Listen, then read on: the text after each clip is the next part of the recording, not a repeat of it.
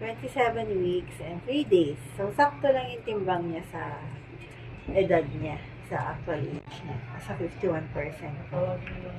Tapos, so, ito yung baba ng matres, and then, ito yung taas ng matres.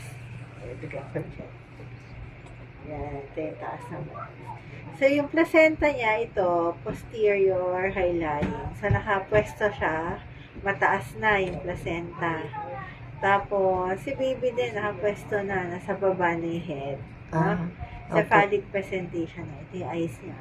Dito siya nakatingin sa left side mo. Ayan, nose niya. Wow. Upper lip, lower lip, chin.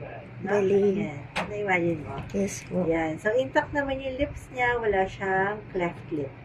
Okay? Tapos, side view, baby, profile view, forehead, wala namang frontal bossing, kanyang tip of the nose, upper lip, lower lip, chin. Ha? Normal yung profile view. Eyes niya, kitang-kita din. So, ito yung right eye, left eye. Lens niya, clear naman, walang congenital cataract.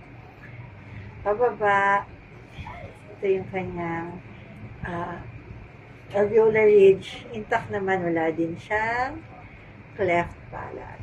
Okay? So, sa brain tayo, so, ito yung kanyang top view ng head. So, ito yung kanyang calvarium. So, normal ang shape ng head.